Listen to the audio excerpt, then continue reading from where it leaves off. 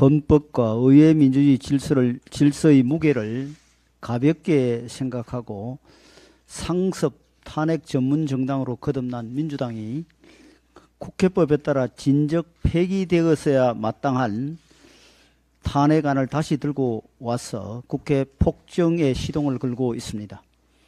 민주당은 오늘 본회의 일정을 합의된 일정이라고 주장하고 있는데 누차 설명했습니다만 오늘과 내일 본회의는 법정 시한 이전에 예산안을 처리하겠다고 잡아놓은 예비 일정입니다. 예비 일정은 예산 합의가 이루어지지 않으면 통상 예산 처리가 가능할 때까지 수년시키는 것이 관례였고 이러한 관례는 지금까지 어김없이 지켜져 왔습니다. 하지만 민주당은 이러한 여야 합의를 헌신짝처럼 내팽개치고 국회의장과 짬짬이 하여 탄핵용 본회의를 열기로 다시 하겠습니다. 국회의장과 짬짬이 하여 탄핵용 본회의를 열기로 한 것입니다. 이는 우리 75년 의정사 초유의 폭거입니다. 민주당이 아무리 강성 지지자들의 함몰되어 정쟁을 위한 안건 처리에만 매달리고 있다지만 국민의 먹고 사는 문제와 직결되는 예산 정국에서까지 그 폭주를 이어가는 것은 도를 넘었습니다.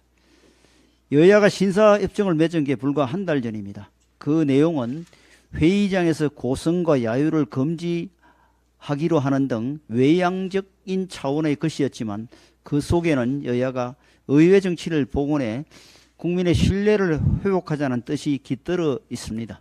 하지만 민주당은 신사협정을 맺은 직후부터 협정을 파기하기 시작하더니 극단적 정쟁의 구태로 돌아가는데 많은 시간이 필요하지 않았고 급기야 탄핵 국회 단독 소집이라는 최악의 협정 위반을 했습니다. 민주당의 신사협정 제의는 그저 무차별적인 탄핵 정치를 위한 기만술이었는지 묻지 않을 수 없습니다. 이는 국민을 정치의 문외한으로 간주하는 오만한 정치 행태이며 상대 정당에 대한 예의를 찾아볼 수 없는 몰염치한 정치공학입니다. 지금까지 우리 당만이 아니라 여러 언론에서도 탄핵안 강행에 대해 깊은 우려를 밝혀왔습니다. 민주당은 브레이크가 고장난 폭주 기관차가 되어 민생 파괴의 길을 끊임없이 질주하고 있습니다. 이번 탄핵안은 의사 일정뿐만 아니라 절차적으로도 문제를 가지고 있습니다.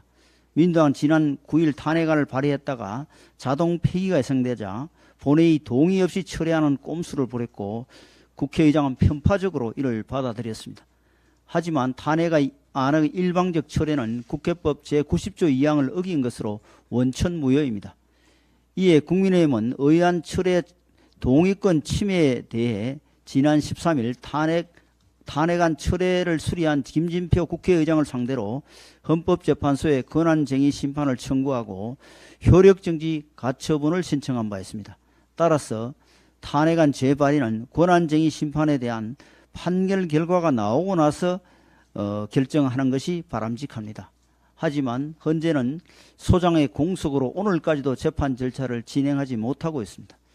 이처럼 탄핵안은 절차적인 측면에서도 최소한의 정당성도 없지만 내용적인 측면에서도 아예 법적 요건을 충족하지 않고 있습니다. 탄핵은 공직자의 파면을 정당화할 정도로 직무상 중대한 헌법이나 법률 위반이 있는 경우에만 가능한 것인데 이번 탄핵안은 이러한 최소한의 요건조차 갖추지 못했습니다. 오죽하면 민주당 내에서조차 국회에서 탄핵안이 통과되어도 실제 탄핵 결정이 나지는 않을 것이라는 얘기가 나오고 있습니다. 방통위원장에 대한 탄핵은 방통위의 기능을 마비시킴으로써 가짜뉴스를 마음껏 총선에 활용하기 위함이고 검사 탄핵은 당내 비리 사건을 조사하고 있는 검찰을 협박하기 위한 것이라는 것을 국민들께서 잘 알고 계십니다. 민주주의와 법치주의를 유지하기 위한 수단인 탄핵 소추권은 민주당의 남용으로 인해 그 무게가 한없이 가벼워졌고 정치 도구화되어 법치주의를 위협하는 지경에 다다랐습니다. 무리한 탄핵 시도로 국정을 소모적인 혼란에 빠뜨린 바 있음에도 한 번도 사과하거나 책임을 진 적이 없습니다. 하지만 그 책임이 어디로 사라지지 않습니다. 현명하신 국민들께서 매일 한 발씩 극단적으로 다가서고 있는 민주당을 객관적으로 지켜보시고 심판해 주시리라 믿습니다.